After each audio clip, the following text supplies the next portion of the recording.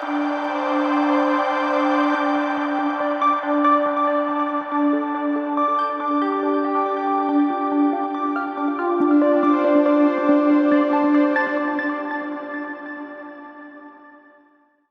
The Lord. സ്വർഗീയ സന്ദേശം എന്ന പ്രോഗ്രാമിലേക്ക് എല്ലാവർക്കും സ്വാഗതം. പ്രിയ ദൈവമക്കളെ, ഇന്നത്തെ എപ്പിസോഡിൽ ഞാൻ നിങ്ങളുമായി പങ്കുവയ്ക്കുന്ന വിഷയം പിറുപിറുക്കാതെ മുന്നോട്ട് പോകുക. അതിനാധാരമായിട്ടൊരു വചനഭാഗം ഞാൻ വായിക്കുന്നു. പുറപ്പാടിൻ്റെ പുസ്തകം 15-ാം അധ്യായം 24-ാമത്തെ വാക്യം. അപ്പോൾ ജനം ഞങ്ങൾ എന്തു കുടിക്കുമെന്ന് പറഞ്ഞ് മോശയുടെ നേരെ പിറുപിറുത്തു.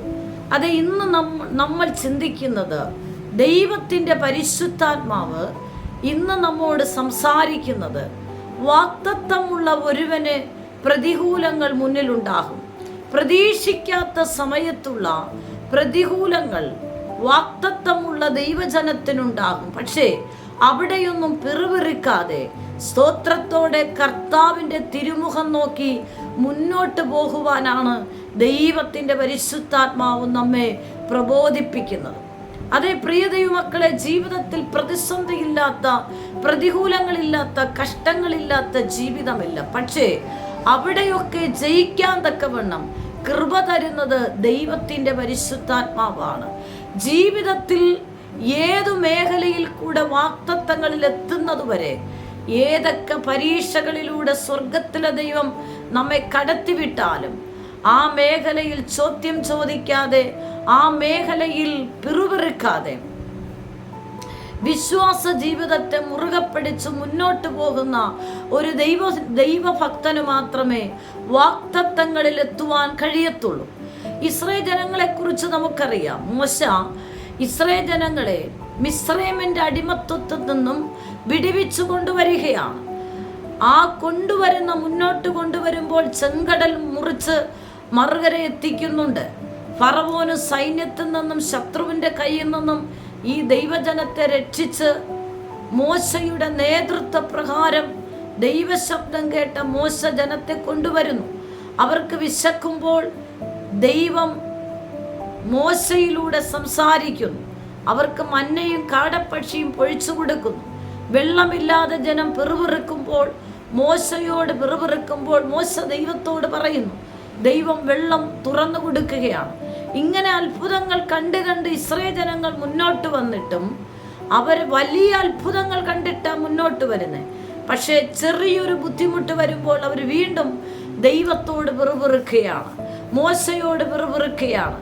എന്തിനാണ് ഞങ്ങളെ ഇറച്ചിക്കലങ്ങളുടെ അടുക്കിൽ കിടന്ന ഞങ്ങളെ മരുഭൂമിയിൽ കൊണ്ടിട്ട് കൊന്നുകളയാനാണോ നീ ഞങ്ങളെ വിളിച്ചിറക്കി കൊണ്ടുവന്ന്? അതേ ദൈവമക്കളെ, എന്നെ കേൾക്കുന്ന പ്രിയപ്പെട്ടവരോട് പരിശുദ്ധാത്മ പറയുന്നു, ആരോടോ ഇന്നത്തെ സന്ദേശത്തിൽ ദൈവാത്മാവ് വ്യക്തമായിട്ട് പറയുന്നു, ജീവിതത്തിൻ്റെ മണ്ഡലങ്ങളിൽ ഒരിക്കലും പിറുപിറുപ്പില്ലാതെ ഏതു പ്രതിസന്ധിയുടെ നടുവിലൂടെ കടത്തിവിട്ടാലും നാം ദൈവത്തോട് പിറുപിറുക്കുന്നവരായി തീരരുത്, ക്വസ്റ്റ്യൻ ചെയ്യുന്നവരായി തീരരുത്.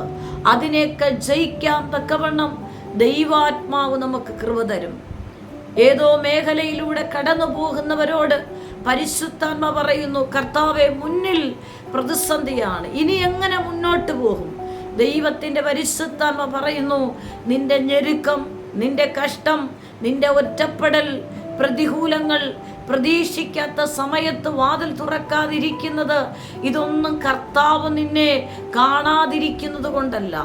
നിന്നെ അധികമായിട്ട് സ്വർഗത്തിലെ ദൈവം നിന്നെയും നിന്റെ കുടുംബത്തെയും തലമുറയെ ദൈവം കാണുന്നുണ്ട്. പക്ഷെ ഒറ്റ കാര്യം നമ്മൾ ചെയ്യുക, വിശ്വാസ ജീവിതത്തിൻ്റെ മുന്നോട്ടുള്ള യാത്രയിൽ പിറുപിറുക്കാതെ യേശുവിൻ്റെ തിരുമുഖം നോക്കി വിശ്വാസ ജീവിതത്തിൽ നിലനിൽക്കുന്ന ഒരു ഭക്തനെ വാഗ്ദത്തങ്ങളിൽ കൊണ്ടെത്തിക്കും. ചെറിയ കാര്യങ്ങളിൽ നിങ്ങൾ പിറുപിറുക്കരുത്. എത്രയോ മേഖലയിലൂടെ ദൈവം നമ്മെ വിടുവിച്ചുവല്ലേ. അതുകൊണ്ട് പ്രിയ ദൈവമക്കളെ, ദൈവകരങ്ങൾ സമർപ്പിക്കുക, നമ്മെ വഴി നടത്തുന്ന ദൈവത്തിൻ്റെ കരങ്ങളിൽ ഏൽപ്പിക്കുക.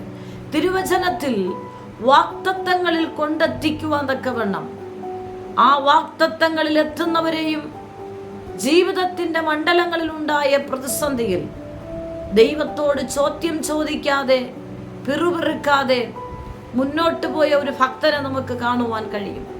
പഴയ നിയമഭാഗത്ത് തന്നെ ജോസഫ് തൻ്റെ മാതാപിതാക്കൾക്ക് ഏറ്റവും ഇളയ പുത്രനാണ്. എന്നാൽ തൻ്റെ ജീവിതത്തിൻ്റെ മേഖലകളിൽ ദൈവത്തിൻ്റെ കരം വെളിപ്പെട്ടു. തൻ്റെ സഹോദരങ്ങൾ ആടുമേച്ചുകൊണ്ടിരിക്കുന്ന ഇടത്ത് തൻ്റെ പിതാവ് ജോസഫിനെ ഭക്ഷണങ്ങൾ കൊടുത്ത് സഹോദരങ്ങളുടെ ക്ഷേമം അന്വേഷിക്കുവാൻ ദോതാനിൽ പറഞ്ഞു വിടുകയാണ്. അവിടെ നിന്ന് പോകുമ്പോൾ തന്നെ സഹോദരങ്ങൾ ദൂരത്തുനിന്ന് കണ്ടപ്പോൾ തന്നെ അവനോട് അസൂയ തോന്നി. അവനെ കൊന്നുകളയാൻ തീരുമാനിക്കുന്നു. എന്തുകൊണ്ടാണ് സഹോദരങ്ങൾ കൊന്നുകളയാൻ തീരുമാനിക്കുന്നത്? അതായത് ജോസഫിന് ദൈവം ഒരു സ്വപ്നം കൊടുത്തു. ആ സ്വപ്നം എന്ന് പറയുന്നത് വാഗ്ദത്തത്തിൻ്റെ സ്വപ്നമാണ്. ദൈവം ഈ ഭൂമിയിൽ തന്നെ ഉയർത്തുമെന്നുള്ള സ്വപ്നത്തെയാണ് ദൈവം ജോസഫിന് കൊടുക്കുന്നത്. ഈ സ്വപ്നം തൻ്റെ പിതാവിനോടും സഹോദരങ്ങളോടും തുറന്നു പറയുകയാണ്. ഇത് കേട്ട നിമിഷത്തിൽ പിതാവിനും സഹോദരങ്ങൾക്കും ജോസഫിനോട് അസൂയ ഉണ്ടായി. ഈ അസൂയ അവരെ മനസ്സിൽ കിടക്കുകയാണ്. ആ സന്ദർഭത്തിലാണ് പിതാവ് ജോസഫിനെ സഹോദരങ്ങളുടെ അടുക്കിൽ ദോതാനിൽ ആടുകളെ മേച്ചുകൊണ്ടിരിക്കുന്ന സഹോദരങ്ങളുടെ ക്ഷേമം അന്വേഷിച്ച് അപ്പൻ പറഞ്ഞു വിടുമ്പോൾ ദൂരത്ത് നിന്ന് കാണുമ്പോൾ തന്നെ സഹോദരങ്ങൾ പറയുകയാണ്, സ്വപ്നക്കാരൻ വരികയാണ്, ഇവനെ നമുക്ക് കൊന്നുകളയാം. അവർ കൊന്നുകളയാൻ പിടിക്കുമ്പോൾ അതിലൊരു സഹോദരൻ പറഞ്ഞു, സഹോദരനല്ലേ, പൊട്ടക്കിണറ്റിൽ വലിച്ചെറിയാം. അങ്ങനെ ഒരു ദൈവപ്രവൃത്തി വെളിപ്പെട്ടു. കൊല്ലാൻ പിടിച്ചുവെങ്കിലും കൊല്ലാതെ പൊട്ടക്കിണറ്റിലിട്ടു. അങ്ങനെ സന്തോഷിക്കുമ്പോൾ ഇത് കച്ചവടക്കാർ വരികയാണ്. കച്ചവടക്കാർക്ക് സ്വന്തം സഹോദരനെ കാശിന് വിൽക്കുകയാണ്. അതിനുശേഷം അവർ വീട്ടിലേക്ക് പോകുമ്പോൾ ഒരു മൃഗത്തെ എടുത്ത് കീറി കൊന്നിട്ട് അതിൻ്റെ ബ്ലഡ് എടുത്ത് അപ്പനോട് കൊണ്ട് കാണിച്ചിട്ട് പറഞ്ഞു, അപ്പ നിന്റെ ഇളയ പുത്രനെ മൃഗം കടിച്ചു കീറി കൊന്നുകളഞ്ഞു. അവൻ്റെ അങ്കീത അത് അവൻ്റെ ആ മൃഗം കടിച്ചു കീറിയതിൻ്റെ രക്തമാണ്. അപ്പൻ ദുഃഖിച്ചു മകൻ മരിച്ചുപോയി എന്ന് വിലപിക്കാൻ തുടങ്ങി. ഇവിടെ നിന്നും പൊട്ടക്കിണറ്റിൽ നിന്നും വലിച്ചു കയറ്റിയ ജോസഫിനെ കച്ചവടക്കാർ, മിസ്രൈമിലെ കച്ചവടക്കാർ കാശ് കൊടുത്ത് മേടിച്ചു കൊണ്ടുപോയി അടിമച്ചന്തയിൽ നിർത്തി. പ്രിയ ദൈവമക്കളെ, ഒന്ന് ശ്രദ്ധിക്കണം. തിരുവചന ഭാഗത്ത് നമ്മൾ നോക്കുമ്പോൾ ജോസഫ് ഇവിടെയൊന്നും പിറുപിറുത്തതായിട്ട് കാണുന്നില്ല. എന്തേ ദൈവമേ, ഈ ഒരു സ്വപ്നമാണല്ലോ എൻ്റെ സഹോദരങ്ങൾ എന്നെ കൊല്ലാൻ പിടിച്ചത്. ഈ ഒരു സ്വപ്നമാണല്ലോ അവരെന്നെ പൊട്ടക്കിണറ്റിൽ വലിച്ചിട്ടത്. ഈ ഒരു സ്വപ്നമാണല്ലോ അവർ കച്ചവടക്കാർക്ക് വിൽക്കപ്പെട്ടത്. ഈ ഒരു സ്വപ്നമാണല്ലോ എന്നെ അടിമച്ചന്തയിൽ കൊണ്ടുപോയി നിർത്തിയത്. ഈ ഒരു സ്വപ്നമാണല്ലോ വിശ്വസ്തതയായിട്ടും എന്നെ അടിമയായി കൊട്ടാരത്തിൽ ജോലി ചെയ്യുമ്പോഴും ചെയ്യാത്ത തെറ്റിൽ എന്നെ ജയിലറയിൽ അടച്ചത്. ഈ സ്വപ്നമാണ് എന്നെ ഈ യാതനയിലേക്ക് കൊണ്ടുവന്നു എന്ന് ഒരിക്കൽ പോലും ജോസഫ് ഹൃദയം കൊണ്ട് പിറുപിറുത്തതായിട്ട് ദൈവത്തോട് ചോദ്യം ചോദിച്ചതായിട്ട് തിരുവചന ഭാഗങ്ങൾ കാണുന്നത്. എന്തേ ദൈവമേ, ഈ സ്വപ്നമാണല്ലോ എന്നെ ഇങ്ങനെയൊക്കെ കൊണ്ടെത്തിച്ചതെന്ന് പറഞ്ഞ് ദൈവത്തോട് ജോസഫ് പിറുപിറുക്കുന്നതായിട്ടും തിരുവചനത്തിൽ കാണുന്നില്ല. പ്രിയ ദൈവമക്കളെ, നിന്നെ വിളിച്ച ദൈവം വിശ്വസ്തനാണ്. നീ പിറുപിറുക്കാതെ മുന്നോട്ട് തന്നെ പോകുക. വിശ്വാസത്തിൻ്റെ നായകനും പൂർത്തി വരുത്തുന്ന യേശുവിനെ നീ നോക്കുക. നിന്നെ മുന്നോട്ട് പോകുവാൻ സ്വർഗത്തിലെ ദൈവം പൊന്നുകരം നീട്ടി നിന്നെ പിടിച്ചിട്ടുണ്ടെങ്കിൽ നിന്റെ വിഷയങ്ങൾ, നിന്റെ ജീവിതത്തിൽ വരുന്ന ഏതൊരു പ്രതിസന്ധിയിലും നീ പുറകോട്ട് നോക്കരുത്. നീ മുന്നോട്ട് തന്നെ പോകുക. മുന്നോട്ട് പോകുമ്പോൾ പ്രതിസന്ധിയുണ്ട്, ആമെ, പ്രതീക്ഷിക്കാത്ത സമയത്തുള്ള പ്രതികൂലങ്ങളുണ്ട്. പക്ഷേ നീ പിറുപിറുക്കരുത്. ജോസഫിൻ്റെ ജീവിതത്തിൽ ഒരു നല്ല ഗുണമാണ്, ജോസഫ് പിറുപിറുത്തില്ല. ഒറ്റ സ്വപ്നം മുഖാന്തരമാണ്, അസൂയ മുഖാന്തരമാണ് ഇങ്ങനെയൊക്കെ തന്നോടുകൂടെ സഹോദരങ്ങൾ ചെയ്യുന്നത്. താൻ വിശ്വസ്തയുടെ അടിമ ജോലിയിലായിരുന്ന കൊട്ടാരത്തിൽ പോലും ചെയ്യാത്ത തെറ്റിന് തന്നെ ജയിലറയിൽ അടയ്ക്കുകയാണ്. ആ സമയത്തും ജയിലറയിൽ കിടക്കുമ്പോൾ ജോസഫ് ദൈവത്തോട് പിറുപിറുക്കുന്നില്ല. എന്താ ദൈവമേ, ഇങ്ങനെ ഒരു സ്വപ്നം തന്നിട്ട് ഈ ജയിലിൽ കിടക്കാനാണോ?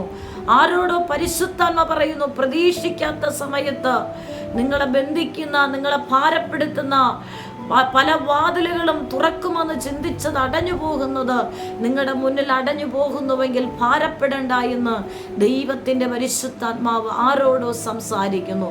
പിറുപിറുക്കേണ്ട, വിളിച്ചതയും വിശ്വസ്തനാണ്. അവിടെയും വിശ്വസ്തനായിട്ട് നിൽക്കുന്ന ജോസഫിനെ കാണുന്നു. അതുമാത്രമല്ല, താൻ അവിടെയും വിശ്വസ്തയോടെ തനിക്ക് നൽകിയ സ്വപ്നം നൽകിയ ദൈവത്തിൽ ആശ്രയിച്ചപ്പോൾ ദൈവം എന്താണോ ജോസഫിനോട് സംസാരിച്ചത്, എന്താണോ ജോസഫിനെ സ്വപ്നത്തിലൂടെ ഈ ഭൂമി തന്നെ മാനിക്കുമെന്ന് ദൈവം വെളിപ്പെടുത്തിയതുപോലെ തന്നെ ദൈവം ജോസഫിനെ അതുപോലെ ഉന്നതങ്ങൾ കൊണ്ടുവന്നു. നിമിഷങ്ങൾക്കകം കൊട്ടാരത്തിൽ സ്ഥാനമാനങ്ങൾ ലഭിച്ചു, പദവി ലഭിച്ചു. ആ രാജ്യത്തിൻ്റെ ഒന്നാമനായി ഫറവോൻ നിയമിച്ചു വയ്ക്കുവാനിടയായി. താൻ കണ്ട സ്വപ്നം പോലെ സഹോദരങ്ങൾ തന്നെ വന്ന് നമസ്കരിക്കുവാനിടയായി. അതേ പ്രിയ ദൈവമക്കളെ, എന്നോടും നിന്നോടും ദൈവം പറഞ്ഞ വാക്തത്വം ചെയ്ത ദൈവം വാക്കുമാറാത്ത ദൈവമാണ്. ജീവിതത്തിൽ ഏതൊക്കെ പ്രതിസന്ധിയിൽ കടന്നു പോയാലും നീ പിറുപിറുക്കാതെ നീ യേശുവിൻ്റെ മുഖം നോക്കി നീ മുന്നോട്ട് പോകുന്നുവെങ്കിൽ വിശ്വാസത്തിൻ്റെ നായകനും പൂർത്തി വരുത്തുന്ന യേശു നിന്നെ വാക്തത്വങ്ങളിൽ എത്തിക്കും. ദൈവത്തിൻ്റെ പരിശുദ്ധാത്മാവ് ഹൃദയത്തോട്, ഏതോ വ്യക്തിത്വങ്ങളോട് ഭാരപ്പെട്ടിരിക്കുന്ന നിങ്ങളുടെ മുന്നിൽ ഇപ്പോൾ നിങ്ങൾ ചില കഷ്ടങ്ങളിലൂടെ കടന്നു പോകാം, ചില രോഗങ്ങളിലൂടെ കടന്നു പോകാം. അത് നിങ്ങളുടെ തകർച്ചയ്ക്കല്ല, മറിച്ച് അത് നിങ്ങളുടെ വാക്തത്വങ്ങളിൽ എത്തിക്കാനുള്ള ചില പരീക്ഷ ഘട്ടങ്ങൾ എത്രയും. അതിൽ തളർന്നു പോകാൻ ദൈവം അനുവദിക്കത്തില്ല. ഒറ്റ കാര്യം മനസ്സുകൊണ്ട് പോലും, എന്താണ് ദൈവമേ, എന്തിനാണ് ദൈവമേ, എന്തിനാണ് ഇങ്ങനെയൊക്കെ എന്ന് ചോദിക്കാതെ, അതേ കർത്താവേ, എനിക്ക് നീ നന്മയ്ക്കായിട്ടല്ലാതെ തിന്മയ്ക്കായിട്ടൊന്നും ചെയ്യുകയില്ലെന്ന് ഞാൻ വിശ്വസിക്കുന്നു. അങ്ങനെ ഭാരപ്പെടുന്ന ആരെങ്കിലും ഈ ശബ്ദം കേൾക്കുന്നുണ്ടോ, നിങ്ങൾക്ക് വേണ്ടി ഞാൻ പ്രാർത്ഥിക്കാം. നിങ്ങളുടെ മുന്നിൽ പരാജയമല്ല, പിറുപിറുക്കേണ്ട. ഏതൊരു പ്രതിസന്ധിയിലും ജയം തന്ന് നിന്നെ വാക്തത്വങ്ങളിൽ എത്തിക്കുന്ന ആ സർവശക്തനായ ദൈവത്തിൻ്റെ കരങ്ങൾ നീ ആശ്രയിക്കുക. ദൈവത്തിൻ്റെ പരിശുദ്ധം നിന്നെ ബലപ്പെടുത്തും. ഒരുമിച്ച് പ്രാർത്ഥിക്കാം, കണ്ണുകളടയ്ക്കാം. ദൈവാത്മാവ് നിങ്ങളെ ബലപ്പെടുത്തട്ടെ. പരിശുദ്ധ കർത്താവേ, നിമിഷത്തിനായി നന്ദി. ഏതൊരു പ്രതിസന്ധിയുടെ നടുവിലൂടെ കടന്നുപോയാലും ഒരു നിമിഷം പോലും ഹൃദയം കൊണ്ട് പോലും പിറുപിറുക്കാതെ ദൈവത്തോട് ചേർന്ന് ആ വാക്തത്വങ്ങളിൽ എത്തിച്ചേരുവാൻ ഈ ദൈവജനത്തെ സഹായിക്കണം. പരീക്ഷകൾ ഒരിക്കലും അവർ തളർന്നു പോകരുത്. രോഗികളായിരിക്കുന്നവർ യേശുവിൻ്റെ നാമത്തിൽ സൗഖ്യമാകാൻ കൽപ്പിക്കുന്നു. ദൈവിക സമാധാനം ഈ ഹൃദയങ്ങൾ പ്രഖ്യാപിക്കും. യേശു ക്രിസ്തുവിൻ്റെ നാമത്തിൽ തന്നെ. ആമേൻ, ആമേൻ, ആമേൻ. God bless you. ആമേൻ. നിങ്ങൾക്കൊരു പ്രാർത്ഥന വിഷയമുണ്ടെങ്കിൽ ഈ സ്ക്രീനിൽ കാണുന്ന നമ്പറിൽ ഞങ്ങളെ കോൺടാക്റ്റ് ചെയ്യുക. ഞങ്ങൾ നിങ്ങൾക്ക് വേണ്ടി പ്രാർത്ഥിക്കും. എല്ലാ ആഴ്ചയിലും തിങ്കളും ശനിയുമാണ് ഈ സന്ദേശം നിങ്ങൾക്ക് ലഭ്യമായിരിക്കുന്നത്. ഈ സന്ദേശം മറ്റുള്ളവരുമായി നിങ്ങൾ പങ്കുവയ്ക്കണം. ഈ ചാനൽ ഇതുവരെ സബ്സ്ക്രൈബ് ചെയ്തിട്ടില്ല എങ്കിൽ സബ്സ്ക്രൈബ് ചെയ്യുക. ദൈവരാജ്യത്തിനായി നമുക്ക് ഒരുമിച്ച് കൈകോർക്കാം. കർത്താവ് നിങ്ങളെ ധാരാളമായി അനുഗ്രഹിക്കുമാറാകട്ടെ. ആമേൻ.